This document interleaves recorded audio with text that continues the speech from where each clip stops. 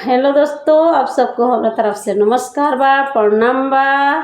तो दोस्तों बहुत सुंदर प्यारा सा हम झूमर गीत लेके आगे बनी। आप लोग जरूर सुनब जा। कैसा लगल हमारा गीत कमेंट में बताई जा और शेयर जरूर करब जा। ए जी हरियर रानी बुपिया जाई कैसे, ए जी हरियर रानी बुपिया जाई कैसे, अंगना ठाड़ बाबल मुआ बोलाई कैसे, अंगना ठाड़ बाबल मुआ बोलाई कैसे।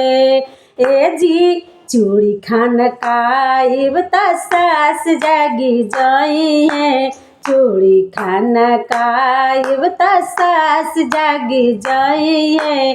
ए जी जागल सासू के सुताई कैसे, ए जी जागल सासू के सुताई कैसे, अंगना ठाड़ बाबल मुआ बोलाई कैसे, अंगना ठाड़ बाबल मुआ बोलाई कैसे।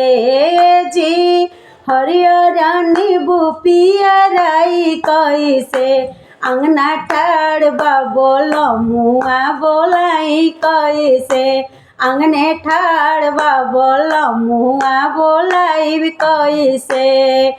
पायल छान काइब त गोतिन जागी जाई है, पायल छमकाइब त गोतिन जागी जाई है।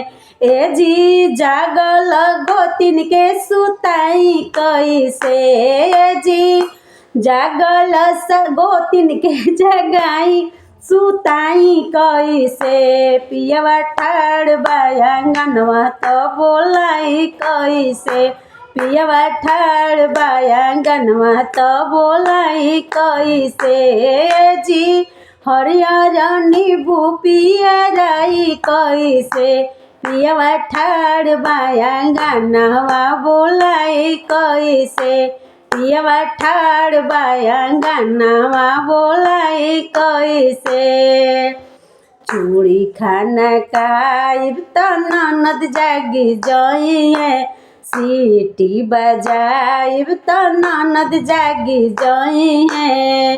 ए जी जागल ननदी के सुताई कैसे, ए जी जागल ननदी के सुताई कैसे, पियवा ठाड़ बायांगनवा में बोलाई कैसे, पियवा ठाड़ बायांगनवा में बोलाई कैसे।